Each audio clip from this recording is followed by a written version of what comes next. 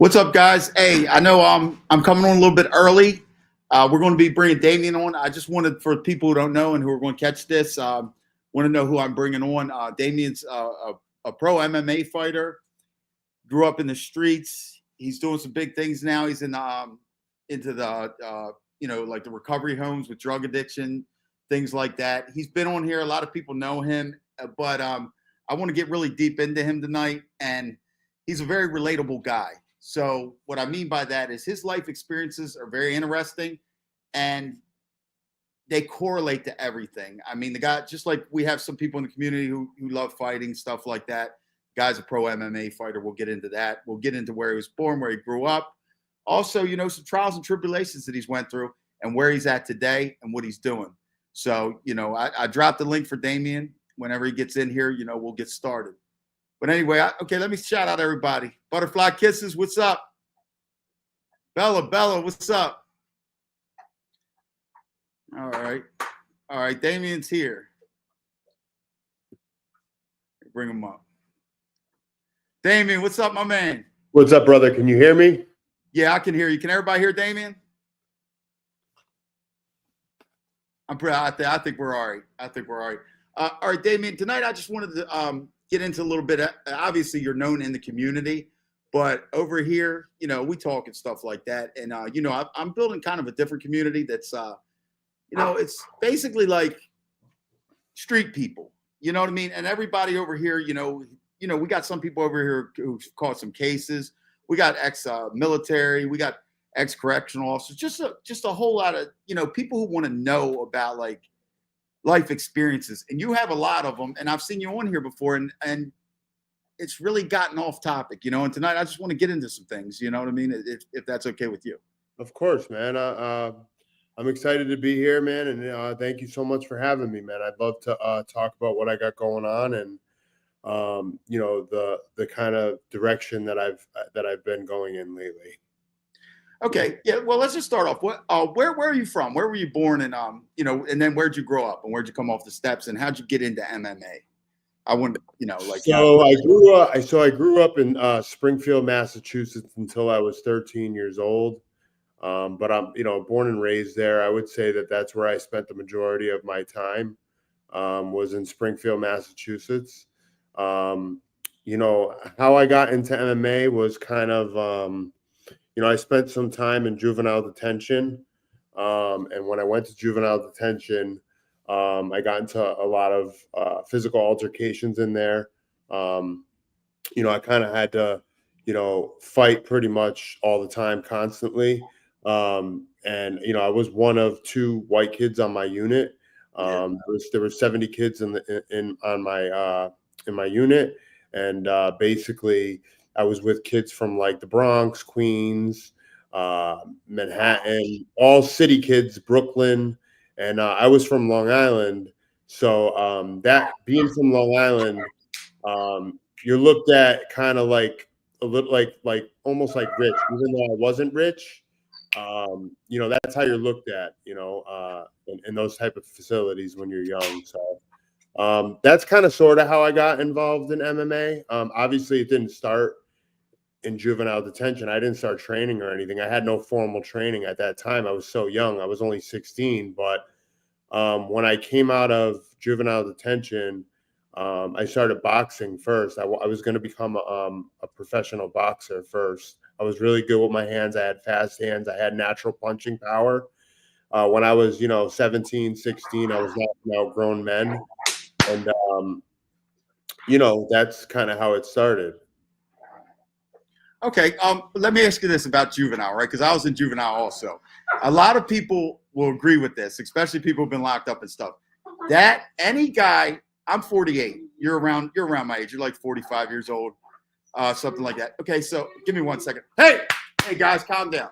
So any guy around our age, especially a white kid that was in juvenile, I always say this: I'm going to put my money on it. They can fight. They're going to scrap because you had to. You know what I mean? People don't understand that when you're saying you're two white kids. So that is the truth. Like when I was in juvenile, they had a thing called LD, liquid diet, that they would come up and say it's just your lunch, that how they feed you the lunch. It's not even extra commissary or nothing like that. They would actually take the person's food and just leave them their milk or whatever. That was called a liquid diet. So basically, if somebody came to attempt to do that to you, you basically throw it on the floor and just scrap. You know what I mean? Well, that's funny. It's funny. Lose. It's funny that you use that analogy first, because that's actually how I got into my first altercation in juvenile. A kid came up and tried to take my cake off my tray, and we got into it, and I actually knocked out his front teeth. The kid had braces, so his teeth were hanging by the cord, you know. But and then I got shipped. You know, I got shipped to the hole for a while. But that's how I got. You know, look, that's what they try to do. You know, they try to strong arm you. You know, and in there, it's very cliquey. You know, back then there was a lot of bloods where I was, mostly all bloods, to be honest with you. There wasn't really many Latin Kings and stuff like that. It was primarily a blood unit where I was, and me being from Long Island, I happened to get along really well with a lot of the high-ranking members of the Bloods, because I grew up with a few. You know, I grew up with a few high-ranking members of the Bloods. One of them was a GKB, gangster killing blood. His name was Danny Hall, D Hall, they called him. He was from Glen Cove, New York, from the projects. But being in there with Bloods, I kind of got along with a lot of the Blood members in jail, because I had a history with them already. So, and they knew a couple people that I knew, so that helped. Yeah, so basically you eventually like something like that. So you earn your respect, you make friends and stuff like that. So then you wind up going and getting into the MMA. Now I heard you talking on another show about when you were at your gym, wherever you were training out of. You were talking about you also, another thing, Shan Ganon, rest in peace. I heard you said that you trained with Shan Ganon, and for anybody who doesn't know who that is, he was, correct me if I'm wrong, Damien, he was an ex-cop from the Boston area, and he's the one who fought Kimbo Slice in the warehouse and whipped Kimbo Slice when they had all that bet going on. Am I correct? That's the guy, right? Yeah, the fight was for $50,000 cash. It was an underground fight that was set up at this place called the Boneyard in Taunton, Mass. The fight was in the basement, and basically it was a 30 count rule. Like, so if you get knocked down and if you stay down for 30 seconds, you were the loser. Obviously, we saw the fight. That's what ended up happening. If you watch the fight, Gannon kept going to the body, and eventually over time, he just kept hitting him in the liver to the point where Kimbo couldn't get up anymore. But yeah, when I get kind of emotional when I talk about Shan Ganon, because he was a very close friend of mine. He came to mostly all my fights. He was a very, very influential person in my career. He was like a big brother to me, I would say. You know, he kind of took me under his wing a little bit, and him being in the gym and being such a gentle giant with all the people, and like always helping everybody. I mean, he could have killed anybody that was in the gym. I mean, he's a fucking killer, you know. Let me tell you something about him, Damien. Let me tell you what he is. To me, I'm a fan of the MMA stuff and everything, right? So, every fan and stuff, they're like, oh, how would I beat this guy? You'll think of that, And I can honestly think of certain ways to beat every other fighter but him, because I'm looking at this guy like he was tough as nails. Kimbo was hitting him with the kitchen sink. And if you guys got to go watch that fight, if anybody hasn't seen it, and he wound up, just like you said, he stuck with it. He busted Kimbo's ass. I remember you were talking. So having a guy like that, around, along with, who's list of MMA fighters from Boston. I came up in, I would kind of say, the golden age of MMA for Massachusetts. In my gym, there was, UFC, for all these guys that are in the UFC now were in my gym. I mean, I trained. Hey, calm down. I'm sorry. Go ahead. I trained at a gym called Y Crew Mixed Martial Arts, and it was a legendary gym. I mean, when we would go to the fights, we'd go like there'd be like 15, 20 of us on the card at the time, So we were all very, very close, like brothers. Everywhere we went, we had a huge presence. And this is what I want to get into. You mentioned this, but I want you to really explain it. gym crashing. What was that? You were talking something about you guys would go to other. Just explain it. So early on in jiu-jitsu, and I did Brazilian jiu-jitsu before it was cool, before it was like, really mainstream, and before the UFC was even popular like it was. I'm what they call an OG of Massachusetts as far as MMA fighters go, because my first you got to remember, my first professional fight was in 2005. Okay. I mean, back in 2005, MMA wasn't what it is today, So Right. Actually, it just picked up steam around then with what was it, Forrest Griffin and Stephen Bonner fight. Remember, with Tough or whatever, right around those times. So jiu-jitsu, there was a lot of rivalries.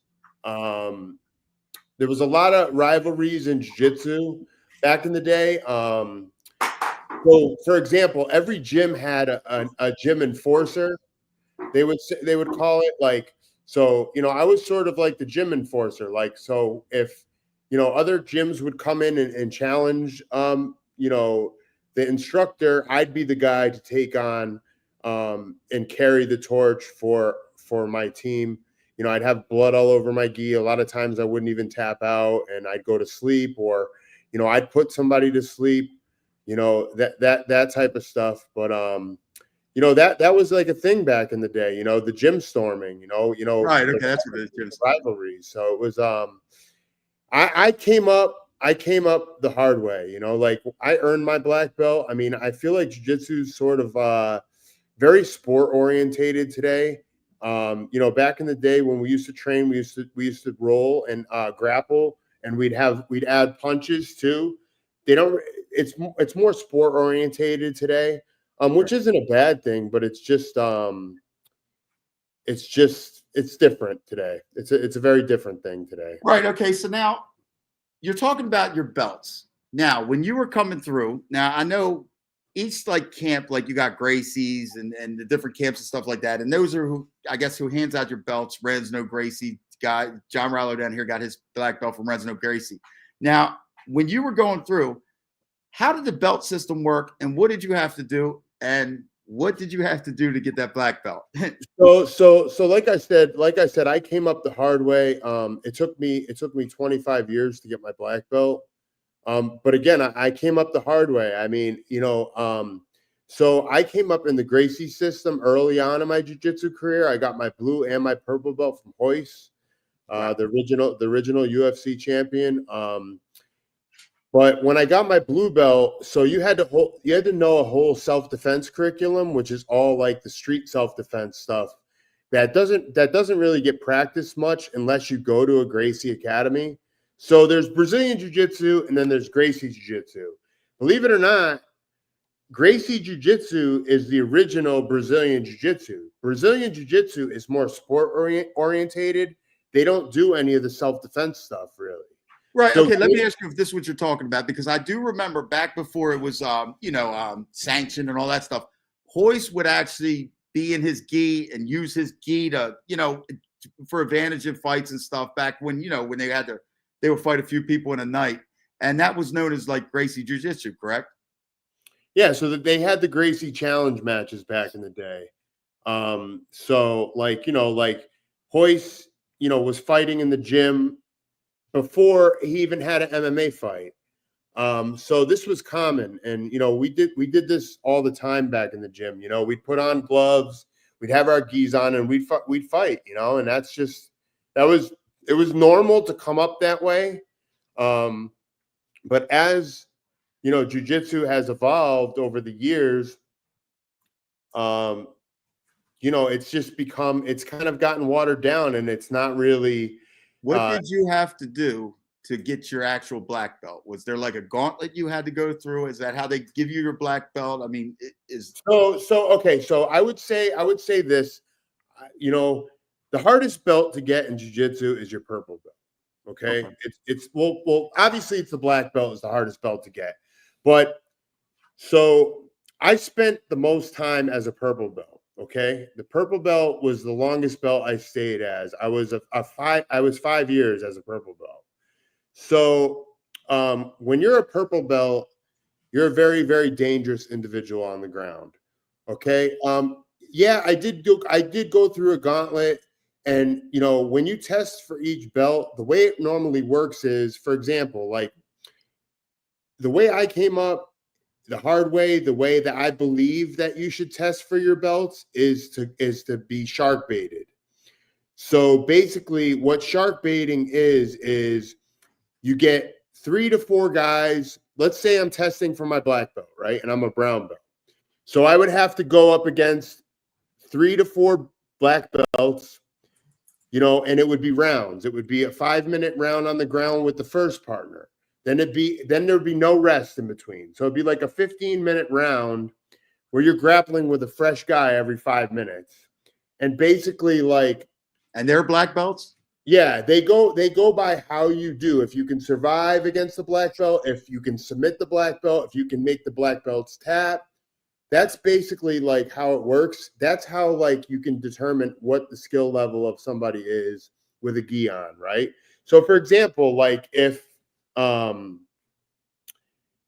if I was testing, when I tested for my brown belt, I went with different brown belts in order to get promoted to my brown belt, and my coach felt that it was the right time for me to get my brown belt. I mean, I knew I was already a level of a brown belt because every day I was in the gym grinding and submitting brown belts and giving people hell on the mats,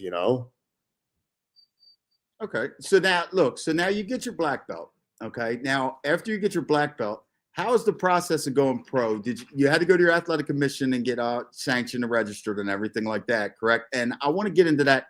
Walk us out your first fight. Give us that feeling. Well, I was a blue belt when I had my first fight. Oh, okay. Okay. I wasn't even a black belt when I had my first fight. So this is what it all back in the day. Like I said, I did MMA before it was actually even sanctioned. Oh, okay. So technically in Massachusetts, when I first started fighting, it was very underground. It wasn't very it wasn't commercialized yet. So you just basically went to you signed up for the event, you went to the event, and the event was held in a bar or a club, and they had the cage in the middle of the dance floor, and they'd have a big crowd, and everybody was on top of each other, in the crowd, and it was like how you see in a movie, it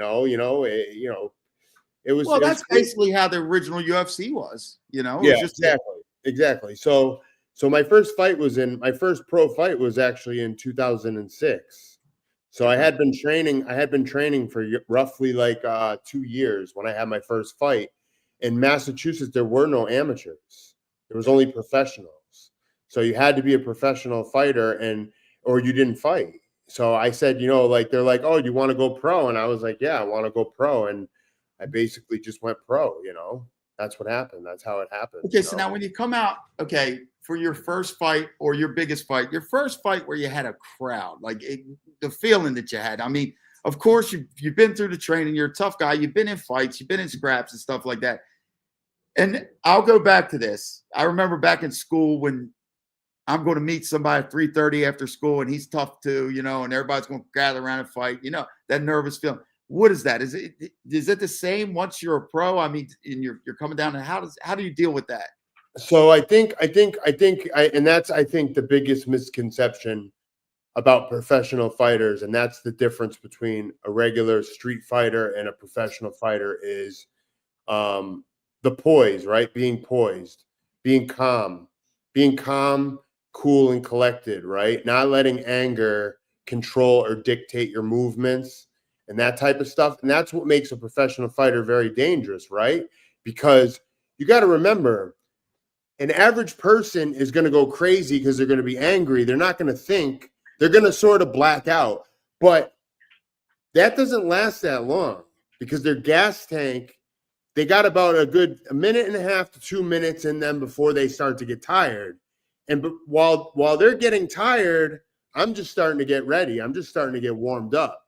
You know what I'm saying? So I think that's the difference. And that's why it's laughable when people say, they challenge me, they want to fight and everything like that, because it's my presence alone that is going to make them so fucking nervous and so crazy that they want to get in there and get it over with.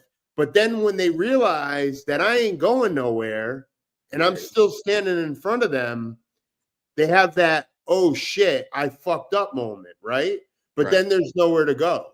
You understand?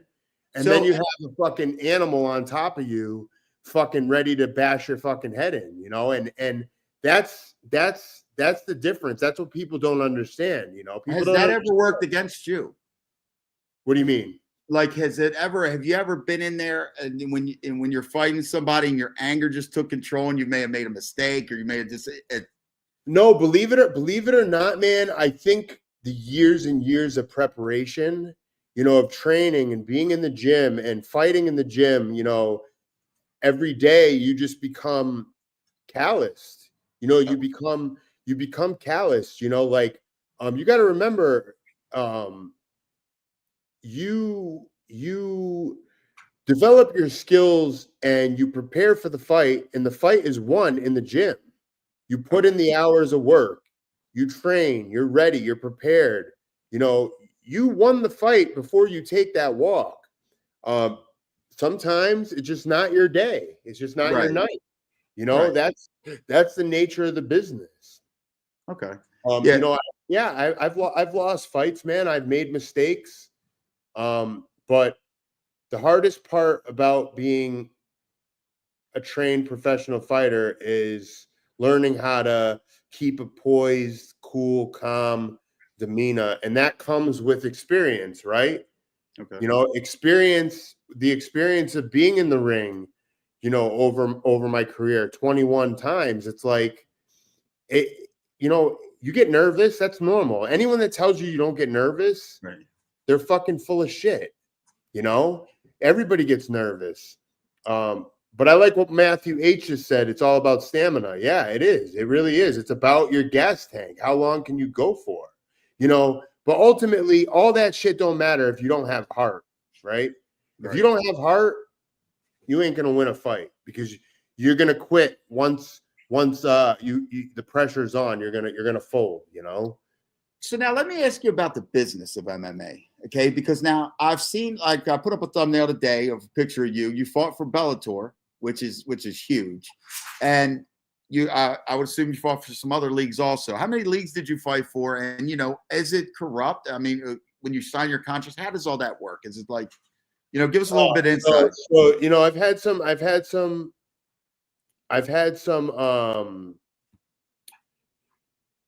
some fucking pretty shady experiences. I had a promoter. He was my manager at the time, and I'm not going to really mention his name because it's water under the bridge at this point. It's been a really long time, but he was managing me, and he was managing a person that he put me on the card to fight against, and he was the promoter, right? That's all kind of conflict. So listen to this. So about 10 minutes before I'm getting ready to walk out to fight this dude who at the time was a killer, his name was Jason Sarbacker. He was a fucking beast, you know, like he had knocked out one of my opponents in like 20 seconds, one of my teammates in like 20 seconds. So this was kind of like a personal thing. Like he knocked out my teammate. I'm here to avenge my teammate's loss. And next thing you know, one of my best friends, John Howard, comes back and tells me that, you know, so-and-so is managing you and he's managing him. And he told Jason your whole game plan. So as far as the game plan goes, you know, there is no more game plan, you know, basically like Spygate. Yeah. So it's like that happened to me. I ended up winning the fight, but it's like, yeah, the business is shady. Of course it's a shady business, you know. What would you say was the best organization that you dealt with? Bellator, definitely. Bellator? Yeah. Okay. And now, so now in the process of your MMA career and stuff, you were a younger guy then. You are from the streets and stuff like that. That's very easy to tell. And, you know, you're actually a really smart guy, but you're a very loyal guy. But you are a tough guy and you're a street guy. So you've gotten into some shit. Let's just put it that way. Yeah. You know, give us a little rundown about that. You know, well, I got, you know, like, man, and dude, it's like a lot of people say that they changed their life. And, you know, I'm really proud of how far I've come, because I really can honestly say that I'm a different person today, you know, and I don't associate with anybody anymore, really, man. I have my family, you know, I have my girlfriend, I have my son, and that's pretty much it. And I tell people this, like, I know a lot of people, but I don't consider a lot of people my friends anymore. You know what I mean? Like, and I'm okay with that, because at the end of the day, man, it's like,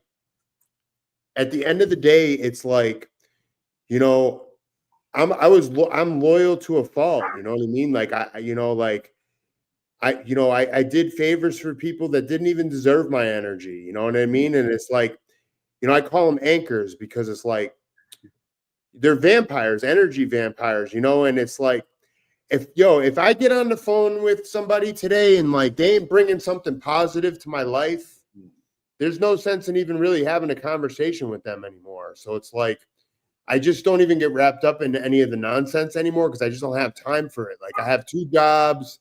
Like, I just moved into a condo with my girl. Like, my life is going like amazing, you know. Like, You mentioned something though. You mentioned you have a son, and you got a 21-year-old son. yeah. Okay, and his mother recently just passed away, correct? Yeah, so, you know, like, my full-time day job is I work so I worked for a friend of mine. A friend of mine was who was in the movie The Town, George Carroll. His name's Slane. He's a rapper. Good friend of mine. We used to use together back in the day. He got clean like roughly 10 years ago. I got clean.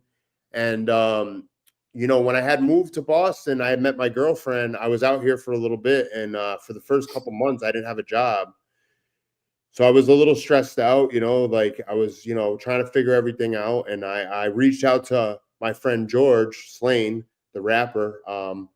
And I said, "Yo, man, what's up, man? I heard, you know, you work at a recovery center. Like, I'm in recovery now. Like, I need a job, you know." And basically, he gave me my first opportunity when I moved to Boston, and I worked at his recovery center, which is a great place. It's called Charles River Recovery. It's in Weston, Mass. It's a detox, and then they have, so it's acute treatment services. They have a detox floor, and then they have CSS, which is clinical stabilization services, which is like a 30-day program, which is upstairs. So basically, you know, I work on the floor, and I help addicts become better people. I help people get their lives together, man, and that's the life path I'm on. And you know, unfortunately, October of 2024, I had my son's mother in 3 different treatment centers the week that she passed away, and she actually passed away on my son's 21st birthday. Sorry. So it was a rough time in my life, and you know, I'm just grateful that I was able to stand up tall for my son. Yes. And that I'm sober, and that I have a clear head today, and that I'm doing the right thing, and that I have, you know, he can look at me as a role model. You know, I don't, you know, this gangster bullshit and all these people that fucking, you know, they fucking constantly talk about the glory days of the streets and all this fucking nonsense. It's like, dude, if you have kids, do you want your kids to fucking look at that and think that that is fucking cool because of the movie Goodfellas or all this bullshit? They've obviously never been around it, or if they have been around it, what kind of person are you trying to portray yourself? See, me, I don't sit on the fence. I changed my life. I don't want nothing to do with anybody that's involved in anything. You know what I'm saying? I stay clear of people that are committing criminal activities, or people that are fucking wannabes and all this bullshit, you know, because it's a bad life. You know, it's a bad life. And I don't want my son to think that, you know, he can look at that and think that's, you know, like, that's cool, because it's not. It's not. Now, let me ask you this: that tragic experience there, did that obviously it was stressful, you know what I mean? But you dealt with a lot of adversity in your life. Did that like really kickstart you into more of a drive? Because what you're saying, and I want the audience to understand, is you had to step up right there, because this kid, let me explain to people, because we're going to start getting into that on my show. Like,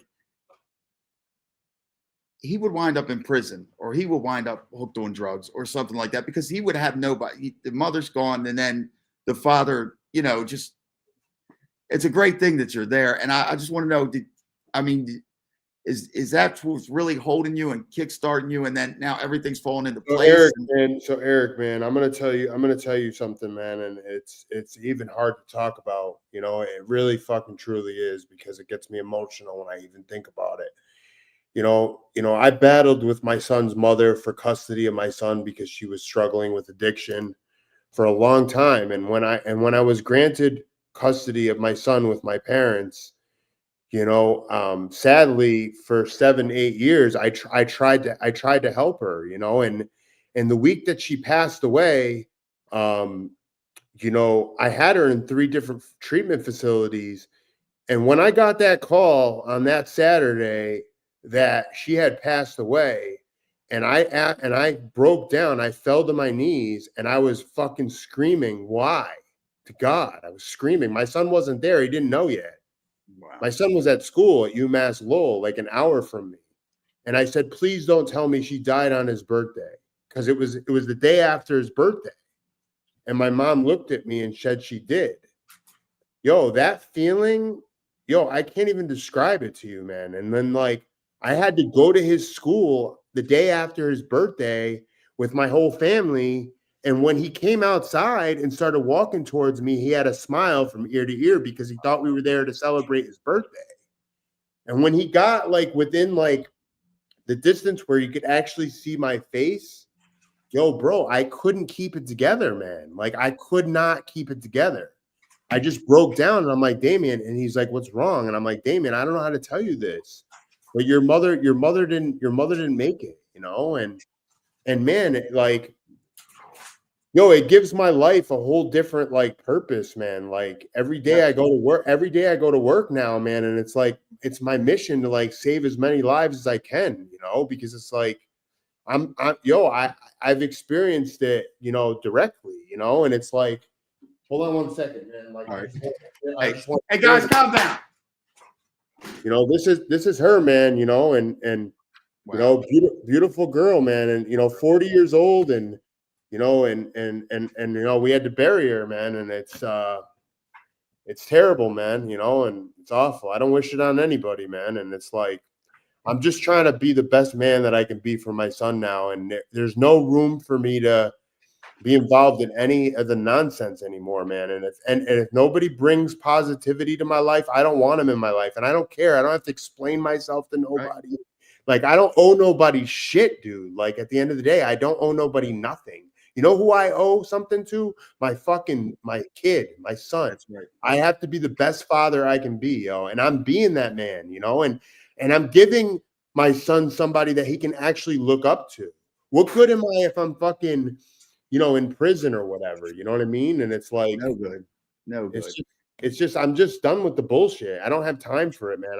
Like I said, I work 2 jobs, and then I'm a personal trainer during the day. So before, when I lived in Boston, I had a lot of high-end clients before I moved back to Springfield.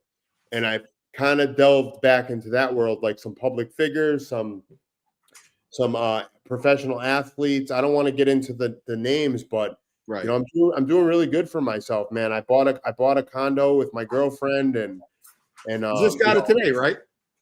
I just moved in 2 weeks ago, but it was a lot of, we had to come up with a lot of money, and but everything is like really falling into place for me. And I'll tell you, man, God is good, man, because like, one door closes and another door opens up, man. And regardless that I lost my son's mother, I'm just trying to stay positive and look at all the blessings that God has given me since this happened to me, Well, Damien, listen, I'll say this much, man. You have cut negativity out of your life, and now you're seeing all the positive things fall into place.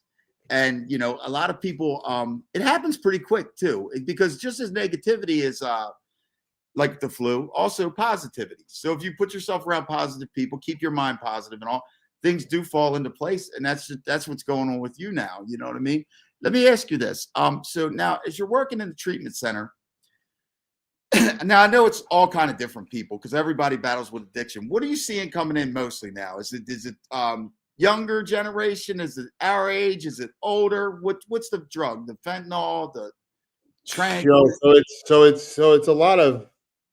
I mean, there's a lot of fentanyl out there. Obviously, as we know, there's a lot of fentanyl. I feel like in the younger group of people that we have that come through these programs, it's fentanyl. You know, a lot of the younger generation. You know, I mean, look, man, I never touched fentanyl. I feel like that was, it came after my time. That was after. It's kind of a newer drug, right? So, I feel like the older generation, it's more alcohol and cocaine and crack and I mean, look, it's a mixed bag now. It really just depends. I just feel like the younger generation is really involved in fentanyl. Give me 1 second. Hey guys, come on, stop, calm down. Benny, you gotta calm down.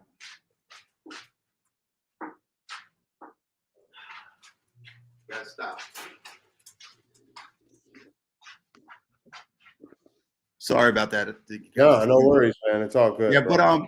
But so like the people who are coming in now, are they looking for help? Because I remember like a lot of times people will go to rehabs and stuff to get for court cases and things like that. What are you seeing mostly? People actually it's a lot of like I said, it's on an individual case basis. I treat everybody the same, regardless of what they're there for, regardless of why they're there. They get the best care from me. Like, like I just try to be a shoulder to lean on, a voice for them, a voice of reason. I try to give them the best possible advice I could give them through my life experience. The fact that I lost my son's mother, that this is very real, that this is a very serious thing. I just try to give them my experience, strength, and hope, right? And try to instill in them that there is hope, that they can change, that they have to break the cycle, right? And that they have to rewire their brains because, it's more than just going into rehab. It takes a lot of fucking hard work. It takes a lot of fucking hard work. But yeah, I mean, I feel like it really depends on the person. Some people are there just for a bed. They're not there because they want help, and some people are so deep into the addiction that they don't know how to get help. They don't know how to change, Hey, wait 1 second. Benny, come here. Get this thing, dog. He's always acting. Come here, buddy. Come here. Calm down. Here. Let me give you guys a treat. Come here.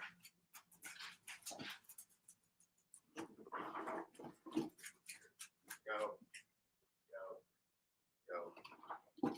Go lay down.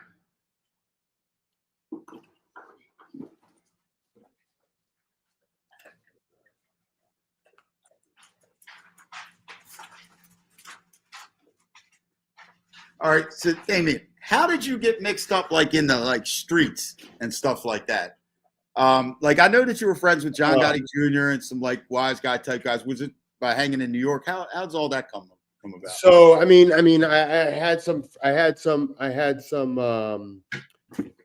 grew up around a lot of gang members and shit like that. So early on it was like mostly like street thugs, like, hanging around with street thugs, fighting drug dealers, that type of stuff.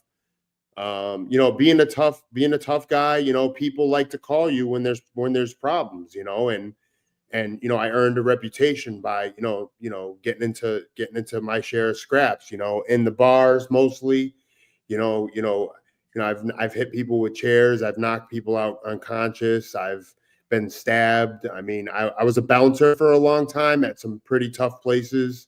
I worked at a couple strip clubs, and at the strip clubs that I worked at, there was a lot of shit that went on, a lot of murders, a lot of gang violence. There was one club of everything. You were in the middle of regular street crime and organized crime also, because there's definitely organized crime up where you're at. Getting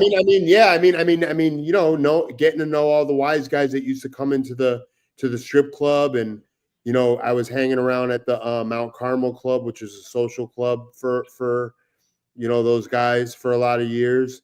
But again, I don't want to glorify that life. It's you can't trust anyone. It's like, it's just there's no loyalty, man. There's no loyalty.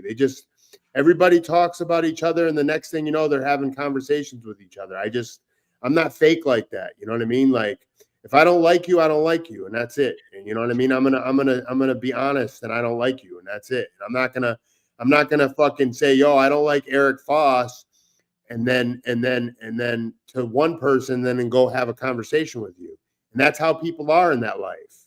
Everybody's a fucking backstabber.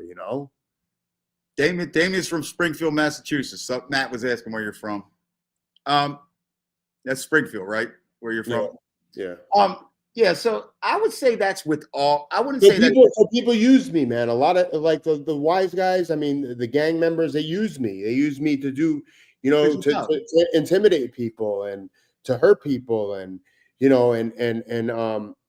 not something that I'm proud of, man. I mean, I've done some bad shit in my life. And I got myself wrapped up in other people's problems constantly, and why am I getting myself wrapped up in other people's problems? I have enough of my own. You know what I mean? I don't need the fucking headaches. And for what? Honestly, they actually need you. You don't need them. Let's be real. Yeah, exactly. And at the end of the day, I'm not just going to say that goes to the mob and organized crime. I say that goes to all criminal lifestyle. There's no honor amongst thieves. People use each other, and at the end of the day, everybody's got an excuse why they robbed this one, why they told on this one, why they shot this one. Why, you know what I'm saying? It's all the same shit. The goalposts move. It's just like, and I just, well, bullshit. Like, they're all fake, bro. They're all fake, and they're all fucking and most of them don't even have the balls to do stuff themselves. They got to call other people, and it's like, man, it's like, I'm going to be the one to end up going to jail while these motherfuckers, who knows if they're even going to stand up. I mean, look at all these mob rats, bro. Look at all these mob rats, It's crazy. It's like you hear the stories, and it's like nobody even stands up anymore anyway. So, well, but you're also talking about an organization that is, you'll shoot your best friend in the back of the head because some old man doesn't like the way he looked. That's exactly right. Yeah, exactly. So I mean, to be honest with you, the mafia nowadays, nobody even cares. Nobody even fucking cares anymore. Like, nobody's scared of the fucking mafia anymore, really. Nope. Right. The street gangs are way more dangerous than the mafia. Oh my God, 100%. And it's like they're living in this like false sense of reality, dude, of like, it just doesn't even make sense to be in the street anymore. Like, there's cameras everywhere. It's just a dead end life. It's a dead end life. And anybody holding on to it or glorifying it are just morons, in my opinion. And I agree 100% with you on that. And what I like about you is you're transparent, man. One thing that you're not doing, you've never came on here. You've never said that you've been the greatest guy your whole life. You've never, it's like, you're real. You know what I mean? You're a transparent person. You've talked about your problems with addiction. You've talked about certain things that you've been through. You've been in, I've seen you go back and forth with people, and I've seen when you went back and forth with people when you weren't doing that good in your life, when you had a lot of bad stress and everything going on. And, I can respect the fact that you've came through a ton of adversity. You know what I mean? You've straightened yourself out. And when the rubber hits the road, when your back's to the wall, that's when you judge a man. And that's what happened when your son's mother passed away. You had to step up and become that guy. You know what I mean? And then that's what you're working on and stuff like that. And I mean, I applaud you for that. I appreciate it, man. It means a lot. And, my life now is saving people's lives, man, and doing good in the world, man. And man, I'll tell you what, man, it feels good, man. It feels good. It feels good to give people hope. It feels good to fucking help people, because I really truly believe that's what I was meant to be here for, to help people and to leave an impact in people's lives. Not, because at the end of the day, man, what it all comes down to is what people say about you when you're dead and gone, bro. Exactly. That's what matters. It doesn't matter how much money you have in your bank account. Nobody fucking gives a shit about none of that shit. They're going to talk about what kind of fucking human you were, man. And Wizard, it is rewarding. It's very rewarding. It's a rewarding it's rewarding job, man, because if I could put a smile on someone's face when they're at their worst moment and tell them that there's hope for them, and if I can change one life, man, it will make me feel better about my son's mother passing away. Yeah, that's deep, man. That's really deep, and the situation's really deep, and you've you've come through a lot. Now, we were all talking now, how you and I were talking about putting the card together or whatever, So I was talking to people about myself boxing Dom and you and Gene Barella maybe doing something. But then there's been other people standing up saying something. You had Chicky today. He said he'll step in there with you. But you'd be willing to do something like that, right? Yeah. I'm a fighter. I ain't backing down from anybody that wants to fight. We can fight. You know what I mean? At the end of the day, ain't none of these dudes on YouTube gonna fucking punk me, especially Dominic Sicali or Gene Barello. We can fight. It's straight like that. I'm talking about now. I'm talking about a real event, Damien. Yeah. Real event. Yeah. An event. Yeah. I'm down. 100%. Yeah. See, we got I don't know, man. I don't know if we can get anybody in there with you. I seen you call Dom out and he found out who you were. He said, nah. Yeah, then he started making all rules and stipulations. You can't blame him. That's what these dudes do, man. They just make up their own rules now all of a sudden. Now they only want to use their hands. Well, I don't know. It is what it is, man. I'm down. I'd be down with that. It'd be cool to have me versus Gene Barello and you versus Dominic Sicali. That'd be cool. Right. If we could get a card or something like that put together, you know what I mean? Something like that. And then we could actually do something where, some money goes somewhere, you know what I mean? To a charity or anything like that. I'm going to be honest with you though. I'll be honest with you. I don't have beef with any of these people, man. I don't have time. My beef, I don't have any beef with these people no more. I don't even care. They're not even in my mind anymore. Yeah, if we could put together something, we could fucking fight. We can make some money. Let's do it. But if not, I don't think about these people. I don't care about these people. It doesn't make a difference to me. You know what I mean? Right. Yeah. I'm not saying it like that. I'm not saying it like to beef or nothing like that. I'm just saying to put something together. So, because I don't know if you notice what I'm doing with my channel is and I'm not in the mob genre. Mine's more prison, but I'm trying to actually bring stuff to the community that they can enjoy instead of all the bickering back and forth and who's this one and who's that one. You know what I mean? I figure that could be pretty entertaining. You know what I mean? If we could get it done. I mean, it's kind of crazy because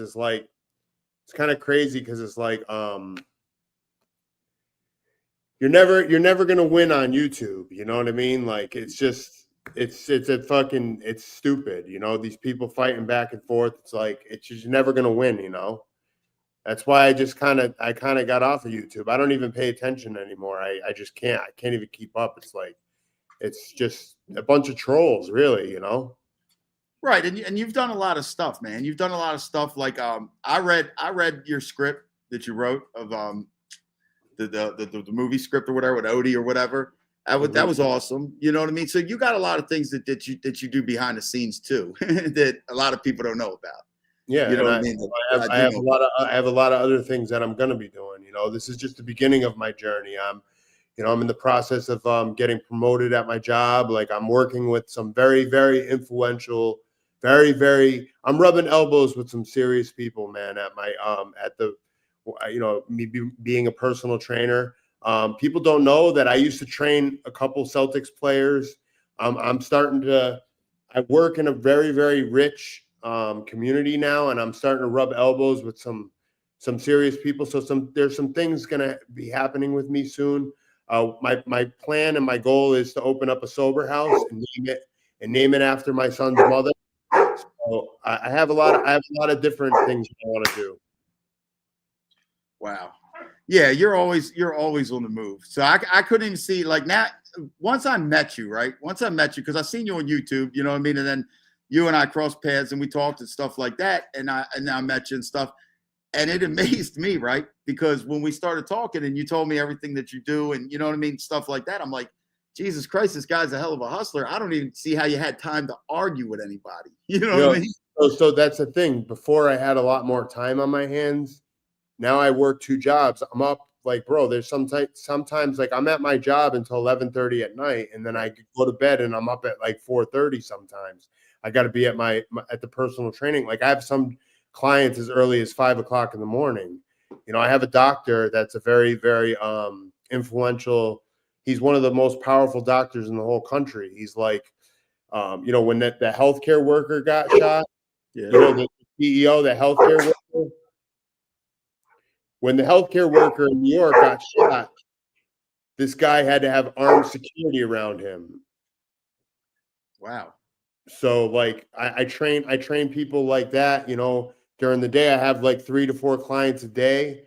And then I come home, I sleep for a few hours. I try to make it to the gym. Some days I don't make it to the gym, some days I do, and then I go to work. So it's like I don't have really time. I mean, I have, you know, today was my day off and I was at the gym for a few hours training a few clients. So it's like I don't really have time to be on this shit really. Your son has been dipping into a little bit of MMA training and stuff, right?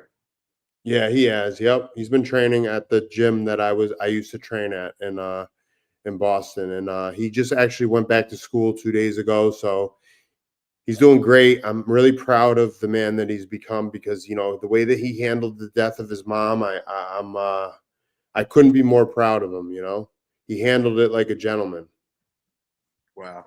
Yeah, so that's awesome. That's awesome that he's getting into that. You know what I mean? So yeah, you gotta that's who you gotta be there for, man. Just plain and simple, you know.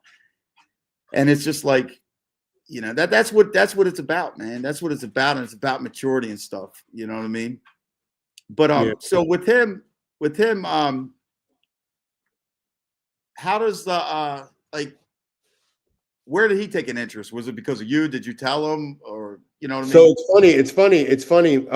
So like my son, I always tried to like get him involved in the martial arts, obviously, because I've been involved in it my whole life, and I wanted him to be able to handle himself. And you know, like roughly like 2 years ago, he said to me that he wanted to start training. So then I started incorporating, doing a little bit of pad work with him, hitting pads and stuff like that. And it just kind of progressed over time.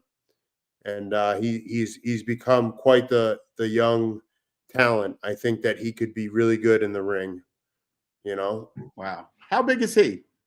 He's 6 feet tall and he's about 178 pounds. Okay.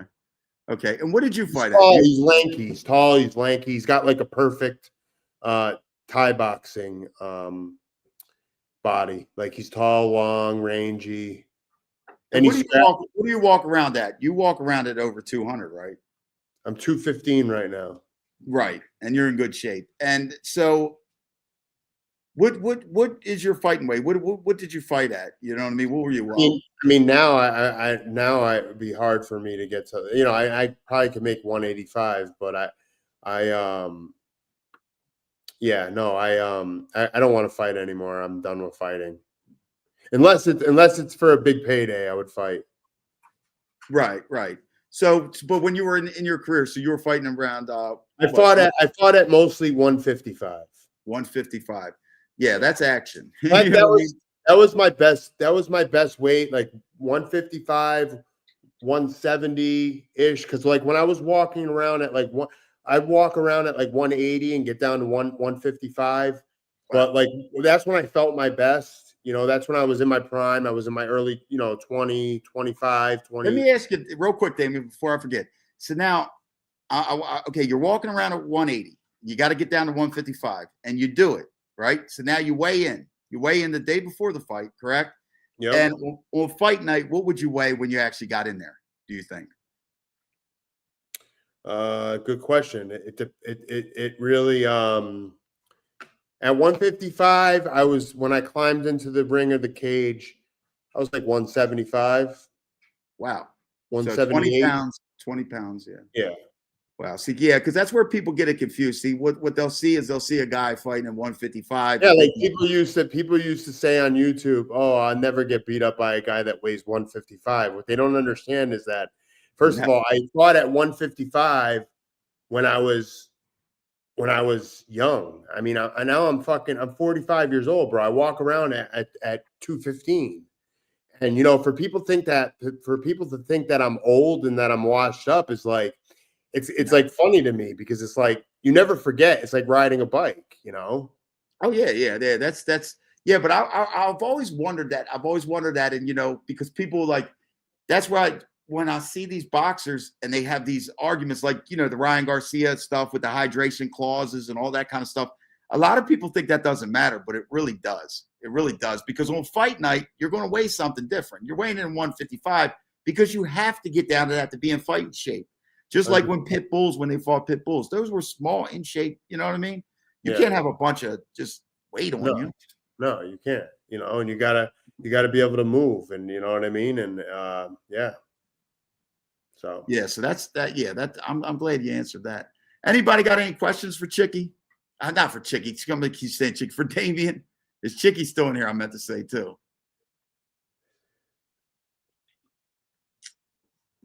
Yeah, so yeah, Damien, I'm glad you came on, man. I really appreciate you having me on, man. It means a lot, man. And thank you, I hope Frank. everybody enjoyed it, man. And listen, thank you, Frank. I appreciate you for the kind words. Thank you, man. Yeah, see, we got a lot of guys like Frank. I think Frank's from my area, I believe. But we got a lot of guys. Listen, Eric, man, if I could give anybody any piece of advice, cut the negativity out of your life. If there's people bringing you down in your life, cut them out of your life. Don't toxic. You know what I mean? Toxic people. And I just don't have time for it. And that's pretty much it. My advice is just stay positive. I got a question. She's one of our strong community members, Bella. Yeah. She's got a question for you. And Damien, you actually know John Gotti III, correct? Yes. What are your thoughts on him? I think the world of John Gotti III. I think that he's a classy young gentleman with a lot of talent and a lot of potential. I really like the kid. I think he's a great kid. He's always been super nice to me. He's always showed me a lot of love, and I wish him nothing but the best. He's a great kid. Yeah, he caught a lot of hate for that Mayweather stuff, man. Like, people were hating for no reason. You know what I mean? Yeah. I ignore that nonsense. He got paid a ton of money. Anybody would have did it. Right. And he's in there. I didn't see nothing, right? You're in there with the greatest skilled boxer ever, and you're going around. What did people think he was going to do? You know what I mean? Come on. He got paid. So, he got paid a ton of money. Doesn't matter, win, lose, or draw. Dude, if he had got knocked out, it wouldn't have mattered. He don't care. He's laughing all the way to the bank. Anybody can say whatever they want. Right. All it is just hate. They're haters. They're mad. They're jealous. Let me ask you this. Here's what I feel about that whole thing with Mayweather, too. No, and I'll be honest with you, man. Jealousy is the worst type of disease, yo. It really fucking truly is, yo. It's the worst type of disease. If you have jealousy and hatred in your heart, the only thing you're going to get in your life is jealousy and hatred. People don't understand that. You're a mirror. Whatever you put out into the universe, you're going to get the same thing back. Yo, when I was on YouTube and I was fucking going through all the bullshit, what do you think was happening to me? All the bullshit. Yeah. It's like once I remove myself from all the nonsense, it's like I don't have to listen to it no more, right? So. Well, let me ask you this. Here's what I say about the Gotti III. I'm glad you brought that up, because he had the 2 fights with Mayweather. He made a lot of money. Obviously, he had to do that. But the only problem I had with it was because he had a successful MMA career going, and do you think that affected his MMA career going forward, just getting away from that for a couple of years in boxing? Or what? How old is he? What will he be able to do? Where do you see him going? I think that the world is his oyster. I mean, I think that just the fact that he's fought, Mayweather, that he could really do whatever he wants. I mean, he doesn't even really need to fight anymore. He made like 10 million or something. I think he likes MMA though. I mean, we'll see. I think that he could be. What do you think his best option would be? back to MMA or box? You know, if he wants to stay in the combat sports world, I think that he should. I think that he should pursue MMA. I think that he'd be a better MMA fighter than he would be a boxer. That's my honest personal opinion. I think that he's got power in his hands, but you put on the 4-ounce gloves, you add the wrestling, you add the kicking, you add the punching. You know, he's a strong kid. He can take people down and get on top of them and do damage. I think he's going to be a better MMA fighter if he just focuses a little bit more on the ground. You know, but he's not a bad. He's got a powerful puncher. I just think that he's not a bad boxer. The skill of boxing is so hard to master because you have to do it your whole life. Yes, and if you don't do it your whole life, you're just it's going to be in MMA. There's so many ways to win, so you can be a powerful puncher and be strong and be successful. You know, in boxing, you got guys like Mayweather that have been boxing since they're this big. Yeah, exactly. Exactly. So we got Tank Davis down here. You know who Tank is, right? Yeah. Tank Davis. I don't know what's going on, and he might retire. All right, guys. We're gonna wrap it up.